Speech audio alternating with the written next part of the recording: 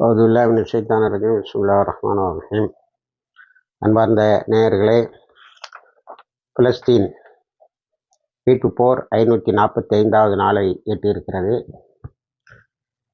பல திருப்பங்கள். ஒன்று, ஹமாஸ் நெத்தன்யாஹு கொடுத்த எல்லா நிபந்தனைகளையும் தூக்கி வீசிவிட்டு முழுமையாக காசா விட்டு வெளியேற வேண்டும், அத்தனை உணவுப் பொருட்களும் உள்ளே வர வேண்டும், இல்லையேல் நாங்கள் தொடர்ந்து தாக்குதலை தொடர்வோம் என்று சொல்லியிருக்கிறார்கள். அதன்படி தாக்குதலை தொடங்கி இருக்கிறார்கள், தொடர்ந்து இருக்கிறார்கள். காசாவில் இருந்து நேற்று சிர்தாத், நாகல் ஓஸ் போன்ற இடங்களுக்கு, காசா வளாகத்தில் உள்ள பகுதிகளுக்கு தொடர்ந்து ராக்கெட்டுகள் வீசியிருக்கிறார்கள். அதில் 1-2 இஸ்ரேல் தடுத்து விட்டதாக கூறுகிறது. ஆனால் அந்த இடத்தில் இருந்த செட்டிலர்ஸ் எல்லோரும், மிச்சமீதி இருந்தவர்களும் அங்கிருந்து கிளம்பி விட்டார்கள் என்பதுதான் பாலஸ்தீன கிரானிக்கிள் நமக்கு தருகின்ற செய்தி. அடுத்தது, அடிதாள முடியாமல் இஸ்ரேலிய இராணுவத்தினர் பலர் கான் யூனிஸிலும் ரஃபாவிலும் திரும்பி ஓடி இருக்கிறார்கள். அவர்கள் அங்கு ஒரு உணர்ச்சியற்ற பிண்டமாகத்தான் இருந்து கொண்டு இருக்கிறார்கள். முதல் தாக்குதலிலே ஓடி விடுகிறார்கள், இல்லையேல் அப்பாவிகளை சுடுகின்ற வேலையை செய்கின்றார்கள். இதுவரைக்கும் இவர்களுடைய கேவலமான தாக்குதலால் 39,000 குழந்தைகள் அனாதையாக்கப்பட்டிருக்கிறார்கள். 1,40,000 பேர் காயமடைந்திருக்கிறார்கள். 50,523 பேர் இதுவரைக்கும் ஷஹீதாகி இருக்கிறார்கள். மார்ச் 18 இந்த யுத்தத்தை மீண்டும் திடீரென ஒப்பந்தத்தை முறித்துவிட்டு இஸ்ரேல் தாக்க தொடங்கியதிலிருந்து 1,163 பேர் ஷஹீதாகி இருக்கிறார்கள் என்பது கணக்கிடப்படுகிறது. நேற்று பல ஸ்கூல்கள், அல் பத்தா ஸ்கூல், ஃபஹது ஸ்கூல், தாருல் அர்காம் ஸ்கூல் என்று இருந்த ஸ்கூல்களை ஓரளவுக்கு சரிகட்டி அங்கே வகுப்புகளை நடத்தி கொண்டிருப்பதை நாம் இந்த போர் நிறுத்த காலங்களில் குறிப்பிட்டோம். இப்பொழுது அந்த ஸ்கூல்களில் போய் குண்டுகளை போட்டு குழந்தைகளை கொண்டிருக்கிறான். அதே போல ஃபஹது ஸ்கூல் என்ற ஸ்கூலில் இவன் குண்டு போட்டு தாக்கியதில் 3 குழந்தைகள் இறந்திருக்கிறார்கள். கான் யூனிஸ் வட்டாரத்தில் ஒரு 10 பேர் இறந்திருக்கிறார்கள். அல் ஜுசையாவில் தாக்குதலை நடத்தியிருக்கின்றான். ஒரு 15 பேர் அங்கே ஷஹீதாகி இருக்கிறார்கள். அடுத்து ஹூத்திஸோடைய இராணுவ பலம்தான் இப்பொழுது உலக ஊடகங்களை மிக அதிகமாக அதிகமான கவனத்துக்கு உள்ளாக்கி வருகிறது. நேற்று MQ-9 ஒன்றையும் MQ-9A என்றொன்றையும் தாக்கியிருக்கிறார்கள், அழித்திருக்கிறார்கள். இதனால் யமன் மீது நடக்கவிருந்த பல தாக்குதல்களை நாங்கள் தவிர்த்து விட்டோம் என்று சொல்லியிருக்கிறார்கள். இருந்தாலும் நேற்று 36 முறை அமெரிக்கா யமனை தாக்குவதற்கு முயற்சி செய்திருக்கிறது. அதில் ஒரு 6 தாக்குதல் வெற்றி பெற்றிருக்கிறது. மீதி அனைத்தையும் முறியடித்திருக்கிறார்கள். இது அவர்களுடைய இராணுவ பலத்தை மிகவே பறைசாற்றுகிறது. அதுக்கு பிறகு இஸ்ரேலில் தொடுத்து அவர்கள் தாக்கி கொண்டு இருக்கிறார்கள். இஸ்ரேலில் பதுங்கு குழியில் இருப்பவர்கள் அங்கேயே நிரந்தரமாக வாழக்கூடிய ஒரு சூழ்நிலை தான் அங்கே இருக்கிறது. அடுத்து, ட்ரம்புக்கு ஒரு பெரிய ஞானோதயம் வந்திருக்கிறது. திடீரென ஒரு அறிக்கை விட்டிருக்கிறார். நானும் நெத்தன்யாஹுவும் இணைந்து காசாவில் நிரந்தர அமைதியை கொண்டு வருவதற்கு முயற்சி செய்வோம். அறிக்கையின் முதல் பகுதி. 2வது பகுதி என்னவென்று சொன்னால், காசா நீண்ட காலமாக, ஃபார் டீகேட்ஸ், பல 10 ஆண்டு காலமாக முற்றுகையின் கீழ் இருக்கிறது. அதை ஒரு நிரந்தர முடிவுக்கு கொண்டு வரப்போகிறோம். நாங்கள் எந்த அளவுக்கு அழைத்து செல்லப்பட்டவர்களை மீட்க முடியுமோ அந்த அளவுக்கு மீட்டு வர தயாராக இருக்கிறோம் என்று அறிவித்திருக்கிறார். ட்ரம்பினுடைய இந்த அறிக்கையை தொடர்ந்து ஹமாஸ் இன்றைக்கு வெள்ளிக்கிழமை த டே ஆஃப் ரேஜ், இன்றைக்கு கோபத்தின் நாள் என்று அறிவித்திருக்கிறார்கள்.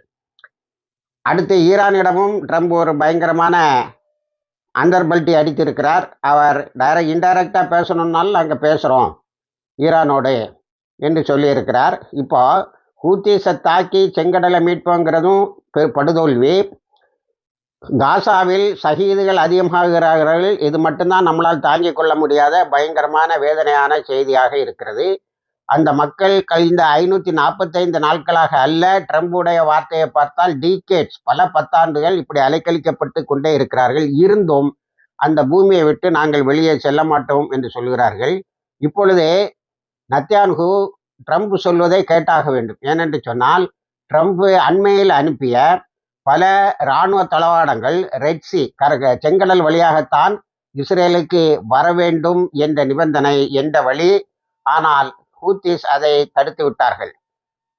நேயர்களே, நாம் இதுவரைக்கும் செங்கடலில் நடக்கக்கூடிய யுத்தம், ட்ரம்ப் செங்கடலில் கப்பல்கள் போக்குவரத்தை சீர் செய்யத்தான் செய்கிறேன் என்று அறிவித்தாலும் ஹூத்திஸ் மிக தெளிவாக சொன்னார்கள், நாங்கள் இஸ்ரேலுக்கு போகக்கூடிய கப்பல்களை தவிர இஸ்ரேல் தன்னுடைய நேவி அசட்ஸ் என்று சொல்லக்கூடிய கடல் சொத்துக்களை விற்பனை செய்திருக்கிற நாடுகளில் இருந்து இஸ்ரேலுக்கு போகக்கூடிய கப்பல்களை நாங்கள் தாக்குவோமே தவிர வேறு எதையும் நாங்கள் தாக்க மாட்டோம் என்று சொன்னார்கள்.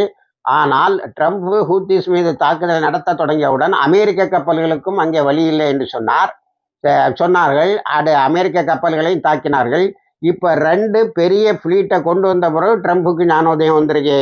நாங்கள் ஹமாஸோட பேச போகிறோம், நாங்கள் ஹமாஸோட ஒரு ஒப்பந்தம் செய்து கொண்டு பல 10 ஆண்டுகள் அங்கே ஆக்கிரமிப்பில் இருக்கக்கூடிய அந்த பகுதியை நாங்கள் அமைதியை கொண்டு வர போகிறோம் என்று சொல்லியிருக்கிறார். எவ்வளோ பெரிய தோல்வி! அதே மாதிரி ஷேர் மார்க்கெட்டு பயங்கரமாக அமெரிக்காவில் கொலாப்ஸ் ஆகிட்டு இருக்கு. அவருடைய இதனால் அவருடைய மார்க்கெட் ரேட்டு 43% குறைஞ்சு போச்சு, சதவீதம் குறைந்து போய்விட்டது. ஏனென்றால் மக்கள் யாரும் அவரை நம்புவதற்கு தயாராக இல்லை. இதனிடையே சிரியாவில் ஒரு பயங்கர Islamic resistance, southern Islamic Syrian resistance என்றொன்று கிளம்பி இருக்கிறது. அவர்கள் நேற்று திடுதிப்பும் என்று இஸ்ரேலுடைய இராணுவத்தை தாக்கியிருக்கிறார்கள்.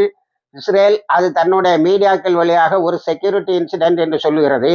பலர் இறந்திருக்கிறார்கள். பலர் என்று சொன்னால் 100க்கு மேற்பட்டவர்களை அவர்கள் திடீரென ஒரு ஆம்புஷில் அந்த ரெசிஸ்டன்ஸை சார்ந்தவர்கள் அழித்து ஒழித்து விட்டார்கள். இந்த ரெசிஸ்டன்ஸ் யாரும் போய் உருவாக்குனது இல்லை. அந்த தாரா என்ற ஒரு சிட்டியை இவங்க இஸ்ரேல் இராணுவம் சுற்றி வளைத்த உடனே அங்கே இருந்த மக்கள் ஆயுதங்களை எடுத்துக்கொண்டு வெளியே வந்து விட்டார்கள். ஏற்கனவே அவர்களுக்கு ஆயுதம் இருந்திருக்கிறது. ஆனால் அவர்களுடைய தாக்குதலை பார்க்கின்ற போது அவர்கள் ஆக்ரோஷமாக தாக்கியிருக்கிறார்கள். அங்கிருந்த பள்ளிவாசல்களில் ஜிஹாதுக்கான அறிவிப்புகள் லவுட் ஸ்பீக்கர் வழியாக விடப்பட்டிருக்கிறது. ஏராளமான இளைஞர்கள் ஆயுதங்களோடு இஸ்ரேலிய இராணுவத்தை தாக்கியிருக்கிறார்கள். எந்த அளவுக்கு என்று சொன்னால் எனக்கு தெரிந்து அவர்கள் 100 கணக்கில் இறந்திருப்பார்கள் போல தெரிகிறது. ஏனென்று நான் நேற்று பதுங்கு குழியில் இருக்கின்ற இஸ்ரேலிய மக்கள் எல்லோரும் நம்முடைய சோல்ஜர்ஸ் என்று சொல்லக்கூடிய நம்மளுடைய இராணுவத்தினருக்காக எல்லோரும் பிரார்த்தனை செய்வோம் என்று அறிக்கை விடுகின்ற அளவுக்கு அது நடந்திருக்கிறது. இஸ்ரேலிய இராணுவம் தோற்று எங்கே ஓடி இருக்கிறார்கள் என்று சொன்னால் அவர்கள் ஆக்கிரமித்து வைத்திருக்கின்ற சிரியன் கோலான் ஹைட்ஸுக்கு ஓடி இருக்கிறார்கள். அவர்கள் அதற்கு பிறகு வான்வழி தாக்குதலை நடத்தியதில் 11 அந்த சிரிய மக்கள் ஷஹீதாகி இருக்கிறார்கள். சிரியாவில் தாக்குதல் தொடர்ந்து கொண்டு இருக்கிறது. இப்பொழுது இந்த மக்கள் ஆக்கிரமிக்கப்பட்ட கோலான் ஹைட்ஸை மீட்பார்கள் என்ற செய்தி வந்து கொண்டு இருக்கிறது. அதன் பிறகு நேற்று லெபனானில் இருந்து வடக்கு இஸ்ரேலுக்கு பயங்கர தாக்குதல். அதை தாக்கியது லெபனான் ஹமாஸ் என்றொரு புதிய அறிவிப்பை இஸ்ரேல் செய்கிறது.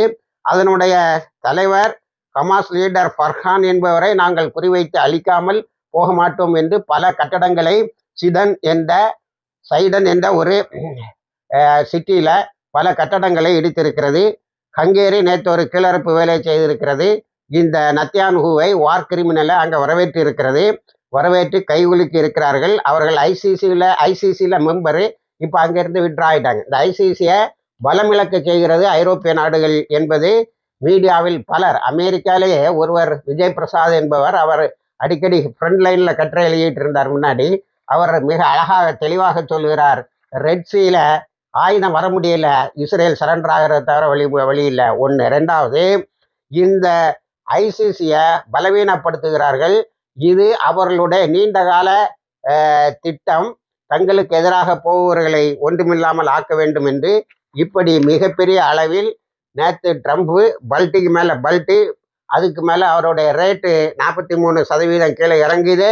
மார்க்கெட்லாம் ஷேர் மார்க்கெட்டு கொலாப்ஸ் ஆயிட்டுன்னு சொல்கிறாங்க.